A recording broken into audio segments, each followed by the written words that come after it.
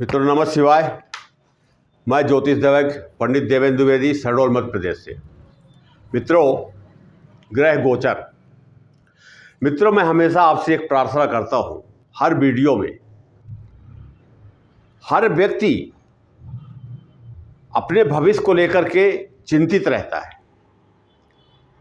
वो जानना चाहता है कि आने वाला माह जो है हमारे लिए कैसा होगा, अच्छा होगा या खराब होगा। इन्हीं सब बातों को लेकर के हम कभी जन्म कुंडली देखते हैं, कभी गोचर कुंडली देखते हैं, कभी नवमांश देखते हैं। पर किसी निर्णय में पहुंचने के लिए हमें जन्म कुंडली पहले देखनी चाहिए, फिर नवमांश कुंडली, फिर चंद्र राशि पर आधारित गोचर कुंडली, फिर सर्वाष्टक वर्ष सारणी और फिर भिन्नाष्टक। ये 5 कुंडली देखे बिना हम किसी निर्णय पर नहीं पहुंच पाते। और हर व्यक्ति ये जानना चाहता है कि कौन सा मुख्य ग्रह है जो हमें समस्या दे रहा है या हमें शुभ फल प्रदान कर रहा है। यदि शुभ फल प्रदान कर रहा है तो उसकी शुभता के लिए हमें क्या करना चाहिए, और अशुभ फल प्रदान कर रहा है तो उसे शांत हम कैसे करें। तो ये 5 कुंडली को देखना आवश्यक होता है। इसीलिए मैं कहता हूं कि किसी एक कुंडली को देख करके प्रसन्न नहीं होना चाहिए कि चंद्र कुंडली कुछ कहती है, लग्न कुंडली कुछ कहती है, गोचर कुंडली कुछ कहती है, लेकिन हम यहाँ पर 2 कुंडली का विश्लेषण कर रहे हैं, एक सर्वाष्टक वर्ग सारणी और एक चंद्र राशि पर आधारित मेष राशि की कुंडली। राशियां बदलती रहती हैं, फलादेश बदलते रहते हैं, और अंतर कहाँ पर आता है कि 12 लग्न हैं और 12 राशियां हैं। एक राशि में लगभग 65-66 करोड़ लोग आते हैं। तो क्या ग्रह गोचर के हिसाब से या जन्म कुंडली के हिसाब से या महादशा अंतरदशा के हिसाब से या सर्वाष्टक वर्ग सारणी के हिसाब से या भिन्नाष्टक के हिसाब से क्या हम किसे माने? ज्योतिष गलत नहीं है। हम लग्न कुंडली से शुरू होते हैं और भिन्नाष्टक तक जाते हैं। 5 कुंडली विशेष करके हैं तो 16, लेकिन ये 5 विशेष महत्वपूर्ण कुंडली होती हैं जो हमें एक सही दिशा बताती हैं और सही उत्तर हमें प्राप्त होता है, सही ज्ञान प्राप्त होता है। अब चलिए आते हैं विषय पर। एक एक करके मैं बातें करूंगा, समझने का प्रयास कीजिएगा। वीडियो पर बने रहें, आगे पीछे करके ना देखें, वीडियो को पूरा देखें। अभी समय नहीं है, जब समय मिले तब देखें। आप अपनी डिटेल्स एस्ट्रो सॉफ्टवेयर में डालेंगे, सर्वाष्टक वर्ग अष्टक वर्ग सारणी सर्च करेंगे, ऐसी कुंडली आपको प्राप्त हो जाएगी। इसकी भी बात मैं करूंगा और गोचर की बात करूंगा। अब कोई ग्रह लग्न कुंडली में बहुत अच्छा है, हम खुश हो गए। नवमांश कुंडली में अच्छा है, हम खुश हो गए। चंद्र राशि पर आधारित विश्लेषण वहां देखे, वहां खुश हो गए। फिर हमको रिजल्ट क्यों नहीं मिलता? देखने का तात्पर्य है कि हमें ज्योतिषी रिजल्ट मिलना चाहिए। यदि ज्योतिष सही है, ज्योतिष हमारा मार्गदर्शन करता है, तो हमें उसका सही रिजल्ट मिलना चाहिए, सही ज्ञान होना चाहिए। लग्न कुंडली में बड़े अच्छे योग बनते हैं। पंच महापुरुष योग बन गए, रोचक योग बन गए, धन लक्ष्मी योग बन गया, गज केसरी योग बन गया, बहुत अच्छे योग बनते हैं। और बहुत से लोग मेरे मित्र हैं, उसमें अंडरलाइन करके रखते हैं कि इसकी महादशा के बाद ये, इस महादशा के बाद ये, और ये समय हमारे लिए बड़ा ही महत्वपूर्ण होगा। क्योंकि वो सिर्फ फ्रंट कुंडली देख रहे हैं, पहली कुंडली लग्न कुंडली देख रहे हैं, और वो समय पहले तो इंतजार करते हैं और वो समय धीरे धीरे करके वो समय निकल जाता है और व्यक्ति के जीवन में स्थितियां वहीं की वहीं रहती हैं और स्थितियां बिगड़ जाती हैं। क्यों?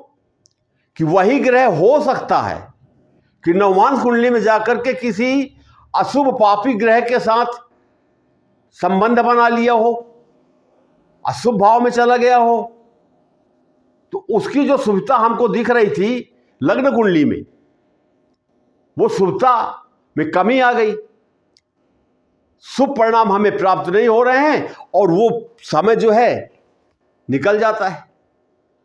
इसी प्रकार गोचर में होता है कि गोचर में भी हम बड़े प्रसन्न हो जाते हैं कि मंगल मकर राशि में है, उच्च के हैं, रोचक योग बना हुआ है, अब तो भैया चकाचक है, मजा ही मजा है। पर वो 40-42 दिन का समय निकल जाता, होता कुछ नहीं है, तो लोगों का मन टूटता है, विश्वास टूटता है, ये अज्ञानता के कारण। लेकिन जो टेक्निक मैं आपको बता रहा हूं, ये सर्वाष्टक वर्ग सारणी, ये टेक्निक जो मैं बता रहा हूं, हजारों कुंडली देखने के पश्चात मैं आपसे बातें कर रहा हूं और कैमरे में बात कर रहा हूं, फेस टू फेस बात कर रहा हूं कि सब कुछ वही चीज है, अंतर कुछ नहीं है, थोड़ा सा अंतर है, आगे मैं समझाऊंगा। तो मेष राशि के जातकों के लिए अभी से लेकर के 14 जनवरी से लेकर के और 14 फरवरी तक, ये गोचर फरवरी का है, पर 14 दिन पहले जो राशियां इधर ग्रह आ रहे हैं उसकी बात करेंगे। सबसे पहले सूर्य की बात करते हैं। सूर्यदेव 14 तारीख को, 14 जनवरी 2026 को मकर राशि में आ गए, मकर संक्रांति हुई, दशम भाव में आ गए। अब यहां पर ये कब तक रहेंगे? 14 फरवरी तक। ये फरवरी लिखा हुआ है, फरवरी 2026, तो ये जनवरी 15 दिन और 15 दिन फरवरी, तो ये 1 महीने का जो समय है सूर्य के लिए। अब सूर्य कैसे कैसे फल देंगे? राशि परिवर्तन होगा, कुछ होगा, तो यहां पर सूर्यदेव दशम भाव में है और तीसरा, छठा, 10वां और 11वां, ये 4 भाव जो हैं सूर्य के बहुत ही शुभ भाव हैं। जब सूर्यदेव इन भावों में गोचर करते हैं तो बहुत अच्छे परिणाम देते हैं। अब सूर्यदेव दशम भाव में जो फल गोचर कर रहे हैं, तो ये गोचर जो है सूर्यदेव का दशम भाव के हिसाब से, तो दशम भाव जो होता है हमारे राजनीति का भाव होता है, उद्योगपतियों का भाव होता है, बड़े उच्च अधिकारी जो हैं उनका भाव होता है, बड़ा ही महत्वपूर्ण भाव है। अब यहां पर जो मेष राशि के जातक हैं, तो ये 14 फरवरी तक इनके लिए बहुत ही महत्वपूर्ण समय हो गया। उद्योगपतियों को अच्छा लाभ होगा, राजनीति से जो लोग जुड़े हैं उन्हें सफलता प्राप्त होगी, बड़े व्यापारी हैं, बड़े अधिकारी जो हैं उच्च पद में विराजमान हैं, उनको अतिरिक्त पावर प्राप्त हो सकता है, अधिकार प्राप्त हो सकता है। ये कर्म क्षेत्र है। दशम भाव जीवन का बहुत ही महत्वपूर्ण भाव है। तो 1 महीना 14 जनवरी से लेकर के 14 फरवरी तक तो सूर्यदेव यहाँ रहेंगे और 14 फरवरी को जब इस भाव से निकल करके सूर्यदेव एकादश भाव में आएंगे तो क्या होगा? तो फिर यहाँ पर भी 1 महीना रहेंगे, 14 फरवरी से 14 मार्च तक 1 महीना रहेंगे। अब यहां पर सूर्यदेव, ये आय का भाव है। आय का मतलब सिर्फ पैसा नहीं होता, आय का मतलब है कि हमारे सम्मान में वृद्धि हो जाए, हम कोई मकान खरीद ले, कोई ज़मीन खरीद ले, बच्चों की शादी हो जाए, संतान की प्राप्ति हो जाए, वाहन खरीद ले, नगद पैसे आ जाए, ये है आय। ये है लक्ष्मी भाव, छोटी मोटी बीमारियों का भाव। और सबसे महत्वपूर्ण भाव जो है ये इच्छा पूर्ति का भाव है। तो यहां पर आपने देखा कि 1 महीना का जो विश्लेषण है 14 जनवरी से 14 फरवरी तक, तो सूर्यदेव की कृपा यहां पर प्राप्त होगी। और 14 फरवरी के बाद एकादश भाव में जब सूर्यदेव आएंगे तो यहाँ पर सामाजिक प्रतिष्ठा, सम्मान, प्रमोशन, अधिकार सब कुछ प्रदान करेंगे। स्वास्थ्य, राजनीति में उन्नति, सफलता, ये सब कुछ प्राप्त होगा लोगों को। अब यहीं पर देखिए मंगल देव 15 जनवरी से गोचर कर रहे हैं। अब ये 15 जनवरी से जो गोचर कर रहे हैं, इनका 42, 40, 42 दिन का गोचर है।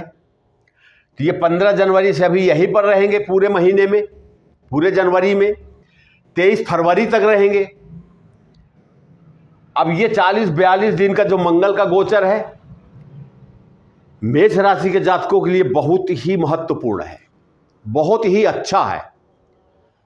अब इतना कहने से अभी मैं भी संतुष्ट नहीं होऊंगा, आप भी संतुष्ट न होइए, क्योंकि इसके बाद जब मैं आगे बताऊंगा तो आपको लगेगा कि नहीं, सही दिशा में हम जा रहे हैं और आपको सही दिशा में लेकर के मैं चल रहा हूं। तो ये 40-42 दिन का जो गोचर है,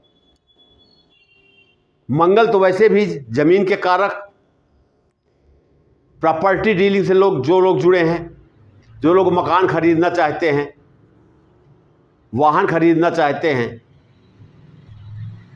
मेष राशि के जो जातक है उन्हें प्रमोशन प्राप्त हो सकता है, उच्च अधिकार मिल सकता है, क्योंकि मंगल यहां पर बैठ करके एक तो मकर राशि में उच्च के हो गए, दूसरा दशम भाव में है, अच्छा परिणाम देने के लिए विवश है, ये कर्म क्षेत्र है, और रोचक योग भी बना दिए। तो मंगल जीवन में उत्साह पैदा करेंगे। मेष राशि के जो जातक है उनके जीवन में उत्साह पैदा करेंगे, एक नई शक्ति, नई ऊर्जा के साथ लोग चलेंगे। और जब नई शक्ति और नई ऊर्जा के साथ चलेंगे तो स्वाभाविक है कि मेहनत का फल मीठा होता है। तो मेहनत करेंगे तो सब कुछ प्राप्त होगा। अब मंगल देव यहां पर तो मेष राशि के लग्न के स्वामी भी हैं, और मंगल देव की चौथी दृष्टि जो है वो लग्न में ही पड़ रही है, अपनी ही राशि में, मेष राशि में। तो यहां पर अच्छे विचार आएंगे, मस्तिष्क बहुत बढ़िया रहेगा, सोचने समझने की शक्ति अच्छी आएगी, स्वास्थ्य अच्छा रहेगा, सामाजिक प्रतिष्ठा में वृद्धि होगी। ये हुआ। सातवीं दृष्टि मंगल की चौथे भाव में पड़ रही है। चौथा भाव जो होता है हमारे माता का भाव होता है, प्रॉपर्टी का भाव होता है, जन्म स्थान का भाव होता है, मकान, वाहन, जमीन, इसका भाव होता है, सुख सुविधाओं का भाव होता है। सातवीं दृष्टि पड़ने के कारण इस भाव से संबंधित फलों में भी बढ़ोतरी होगी, अच्छे परिणाम देखने को, शुभ परिणाम देखने को प्राप्त होंगे। अब यहां पर मंगल की सातवीं दृष्टि और मंगल की आठवीं दृष्टि सिंह राशि में पंचम भाव में पड़ रही है। अब पंचम भाव सूर्य की राशि है, सिंह राशि, और सूर्य देव यहां पर गोचर कर रहे हैं अभी मंगल के साथ। 1 महीना तक साथ में रहेंगे, 1 महीने के बाद वो आगे जाएंगे। यहां पर लिखा इसलिए हो कि फरवरी का महीना है ये। तो ये सिंह राशि में मंगल की दृष्टि भी पड़ रही है और सूर्य मंगल के साथ है, तो ये तो बहुत अच्छा हो गया। तो पंचम भाव जो होता है हमारा इष्ट देव का होता है, विद्या बुद्धि संतान का होता है, सट्टा जुआ लॉटरी का होता है। पर सट्टा जुआ लॉटरी से हर व्यक्ति को दूर रहना चाहिए। ये सामाजिक प्रतिष्ठा को समाप्त करता है, आर्थिक क्षति पहुंचाता है, अनेक प्रकार की समस्याएं होती हैं। बड़े पर्दे के कलाकार, टीवी के कलाकार, गायक, गीतकार, संगीतकार, लेखक, प्रेम संबंध, share market, mutual fund, investment, बहुत से प्रश्न हैं। तो कोई भी ग्रह जो होता है अपनी राशि को खराब नहीं करता। तो यहां पर सिंह राशि है, पंचम भाव है, तो पंचम भाव भी जागृत हुआ, इष्ट देव भी जागृत हुए। अंत में मैं इसका उपाय भी बताऊंगा कि मेष राशि के जातकों को आजीवन क्या करना चाहिए जिससे जीवन सुख में मंगल में रहे। ये विशेष हो गया। तो यहां पर मंगल की 8वीं दृष्टि भी पड़ रही है और सूर्य की राशि है। ये बहुत अच्छी बात है। ये 2 ग्रहों की बात मैं की आपसे। शनि की बात कर लेता हूं। शनि यहां पर द्वादश भाव में है। मेष राशि में प्रथम चरण, साढ़े साथी का प्रथम चरण चल रहा है, और शनि मीन राशि में दूसरा चरण चल रहा है। लेकिन शनि अभी अंश बल से कमजोर हैं, इसलिए किसी भी प्रकार का शुभ या अशुभ फल देने में असमर्थ है। गुरु की मैं बात करता हूं तो गुरु यहाँ तीसरे भाव में है, इनका भी 2 जून तक यहाँ रहेंगे। जो मेष राशि के जातक पहले परिश्रम किए, मेहनत किए, फल नहीं मिला, अब गुरु यहाँ पर रह करके जाते जाते राशि परिवर्तन करते करते अच्छा फल प्रदान करके जाएंगे। मैं राहु की बात करूंगा यहाँ पर थोड़ा सा। राहु भी 3, 6 और 11 3 भावों में बहुत अच्छे परिणाम देता है, खासकर आर्थिक दृष्टिकोण से। राहु एकादश भाव में, धन के भाव में बैठ करके, आय के भाव में बैठ करके, इच्छा पूर्ति के भाव में बैठ करके अचानक से उछाल लाता है। राहु जो है मायावी ग्रह है, छलता है, ये धोखा देता है, मस्तिष्क में ऐसी बातों को जन्म देगा, मति भ्रष्ट हो जाती है, जिसको कहते हैं बुद्धि भ्रष्ट हो गई है, और ऐसे कार्य करवाता है जो नहीं करना चाहिए, और धन भी खूब देता है। लेकिन राहु के द्वारा जो धन प्राप्त होता है वो ठीक नहीं होता, क्योंकि कुछ दिन के पश्चात वही धन जो है हमारी समस्याओं को, विपत्तियों का कारण बन जाता है। तो मेष राशि के जो जातक हैं विशेष रूप से इस बात का ध्यान रखें कि यहाँ वहाँ से कहीं से भी अगर गलत तरीके से कोई धन अर्जित हो रहा है, उससे सावधान रहें, 2-4 बार सोचें फिर आगे बढ़ें। तो राहु से सावधान रहें। तो ये तो रही बात गोचर कुंडली की। अब मित्रों, मैं आपसे आगे बात करूंगा कि हमेशा आपने सुना होगा कि ये ग्रह कमजोर है, ये बली है, ये ऐसा है, ये ऐसा है, हमेशा कई बार आप सुने होंगे। तो ग्रह के बल को देखने के लिए हम अंश देखते हैं, डिग्री, कि ये डिग्री वाइज अंश बल से कितना बली है या कमजोर है। तो लग्न सूर्य चंद्र मंगल बुध गुरु शुक्र शनि राहु केतु, ये 9 के 9 ग्रह, लग्न को लेके 10 सभी को देखते हैं। तो वहाँ ग्रहों के आगे पॉइंट्स लिखी होती, गिनती लिखी होती है, कुछ भी गिनती हो सकती है। 0 से 6 लेकर डिग्री तक 25%, 6 से 12 50%, 12 से 18 100%, 18 से 24 पुनः 50%, 24 से 30 25%, और शुरू में 2-3 डिग्री है या लास्ट में 28, 30, 29 डिग्री है। तो कमजोर अवस्था हो गई, मृत अवस्था हो गई। तो ऐसी स्थिति में वो ग्रह जो है किसी प्रकार का शुभ या शुभ फल नहीं देगा। पर 6 से 12, 12 से 18 डिग्री जब हम देखते हैं तो वो उस भाव से संबंधित फल, जहां वो गोचर कर रहा है या महादशा में चल रहा है, उस भाव से संबंधित उतने फल देगा, वो उतने प्रतिशत। इस बात को समझे, ये होता है ग्रहों का बल। अब आते हैं सर्वाष्टक वर्ग में। अब थोड़ी देर बाद फिर ग्रहों को मैं यहां पर लेके आऊंगा। अब आते हैं सर्वाष्टक वर्ग में। सर्वाष्टक वर्ग क्या है? कोई नई चीज नहीं है, कोई नई बात नहीं है, कोई नई खोज नहीं है। हाँ, ये कह सकते हैं कि सर्वाष्टक वर्ग सारणी को लेकर के, भिन्नाष्टक वर्ग सारणी को लेकर के बातें कम हुई हैं, जिससे लोगों में इसकी जानकारी कम है। सर्वाष्टक वर्ग जो है 16 कुंडली जब बनती है, उसी कुंडली के साथ सर्वाष्टक वर्ग सारणी भी बन जाती है। जैसे हमारी जन्म कुंडली स्थायी है, सर्वाष्टक वर्ग सारणी भी स्थायी बनती है। अंक जो ये लिखे हुए हैं 36, 26, 27, 18, ये आपके सर्वाष्टक वर्ग में अलग अलग अंक लिखे होंगे, अलग अलग भाव में। ये जो अंक लिखे होते हैं ये भाव के बल को बताते हैं। ग्रह के बल को आपने समझ लिया।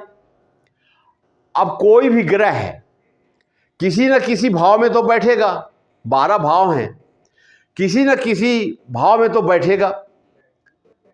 तो जिस भाव में वो बैठ रहा है, जिस घर में, जिस हाउस में वो बैठ रहा है, वो कितना शक्तिशाली है या कमजोर है, तो उसे हम बिंदु के हिसाब से देखते हैं।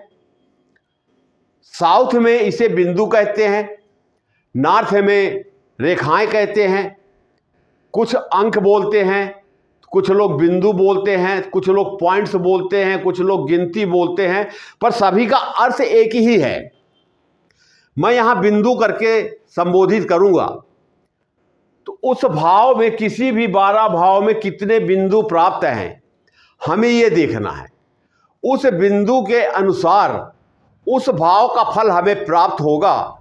जब कोई ग्रह वहां पर आकर के बैठेगा तो उस भाव, उसकी महादशा, अंतरदशा, गोचर में जो चलेगा, तब उस भाव का फल हमें प्राप्त होगा। शायद समझ गए होंगे। तभी उस भाव का फल हमें प्राप्त होगा। और कितने प्रतिशत होगा, ये बिंदु बताएगा जो अंक लिखा हुआ है। तो जैसे मैंने ग्रहों को लेकर के बताया कि 6, 6 से 12, 12 से 18, ठीक उसी प्रकार से हम भाव के बल को भी देखते हैं। अगर इन सब अंकों को हम जोड़ देते हैं तो 337 पॉइंट्स होते हैं, ये बिंदु होते हैं। और यही 337 बिंदु जो है अलग अलग भावों में बैठ जाते हैं। एक ग्रह दूसरे ग्रह को पॉइंट्स देते हैं, बिंदु देते हैं। कोई 4 पॉइंट्स दिया, कोई 3 पॉइंट्स दिया, कोई 2 दिया, कोई नहीं दिया, कोई 0 दिया। तो जोड़ जब होता है सभी 8 का, तो इस प्रकार से अलग अलग राशियों में, अब ये राशियां हो गई, मेष राशि, वृष राशि, कर्क राशि, तुला राशि, वृश्चिक, ये राशियां हो गई। अब जैसे यहाँ पर तुला राशि को सभी 7 लोगों ने तुला राशि को लेकर मिला के टोटल 28 बिंदु दिया। यहाँ पर लग्न को, मेष राशि को 36 बिंदु मिले हैं।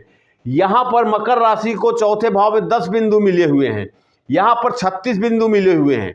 लेकिन एक चीज का इसमें ध्यान रखना पड़ता है कि जैसे लग्न कुंडली में, चंद्र कुंडली में 6, 8, 12 3 भाव कमजोर होते हैं, अशुभ होते हैं। इन भावों में जो भी ग्रह होते हैं वो अच्छे नहीं माने जाते, अशुभ फल प्रदान करने वाले होते हैं। ठीक इसी प्रकार से सर्वाष्टक वर्ग सारणी में भी 6, 8, 12 में बिंदु कम होने चाहिए, 22 से कम होना चाहिए, 24 से कम होना चाहिए। उसका कारण है कि बाकी जगह हमें 28 प्लस चाहिए, 28 से ज़्यादा चाहिए, पर शायद ऐसा नहीं होता और हो भी सकता है। ये आपकी कुंडली देखने के बाद पता चलेगा कि आपके सर्वाष्टक वर्ग सारणी क्या कहती है। यहाँ पर 6, 8, 12 की मैं बात कर रहा हूँ। तो जैसे छठा भाव जो है रोग, शत्रु, कर्जा का, नौकरी का भाव है। अब यहाँ पर यदि 28 बिंदु से ज़्यादा मिलता है तो ऐसा व्यक्ति रोगी रहेगा, कर्जदार रहेगा, उसके शत्रु ज़्यादा रहेंगे। पर नौकरी के दृष्टिकोण से वो भी बिंदु के हिसाब से 24-28 के बीच में यदि बिंदु है तो सामान्य नौकरी, 28 से ऊपर जितना बढ़ता चला जाएगा उतनी अच्छी नौकरी मिलेगी उसको। तो यहाँ पर बिंदु कम होना चाहिए। कौन ऐसा व्यक्ति होगा जो रोगी होना चाहता है, कर्जदार होना चाहता है, शत्रु बनाना चाहता है? शायद कोई नहीं होगा। इसी प्रकार से द्वादश भाव में बिंदु कम होना चाहिए, क्योंकि ये व्यय का भाव है कि हम कमाए 100 रुपये और खर्चा हुआ 125 रुपये, इसका भी हमको ध्यान रखना है। तो यहाँ पर कम बिंदु रहेगा तो 100 कमाएंगे तो 75 खर्चा होगा। तो ये 3 भावों में बिंदु कम होना चाहिए। अब इसी कुंडली की हम बात कर लेते हैं। मेष राशि की कुंडली में सबसे पहले हम सूर्य की बात कर लेते हैं कि सूर्य अभी वर्तमान में 14 जनवरी से लेकर के 14 फरवरी तक, 13 फरवरी तक सूर्यदेव कहाँ है? मकर राशि में। अब मकर राशि में किसी भी सर्वाष्टक वर्ग सारणी की कुंडली हो, ये उदाहरण कुंडली है, ये मान लीजिए। अब सूर्यदेव यहाँ पर तो नहीं बैठे, यहाँ पर ग्रह की जगह बिंदु लिखा हुआ है। अब ये सूर्यदेव यहाँ पर मान लीजिए 23 बिंदु में बैठे हैं तो क्या होगा? इससे कम बिंदु में 18 बिंदु में बैठे हैं तो क्या होगा? और 30 बिंदु में बैठे हैं तो क्या होगा? 40 में बैठे हैं तो क्या होगा? मैंने एक उदाहरण बता रहा हूं, बिंदु कुछ भी हो सकता है आपके सर्वाष्टक वर्ग सारणी में।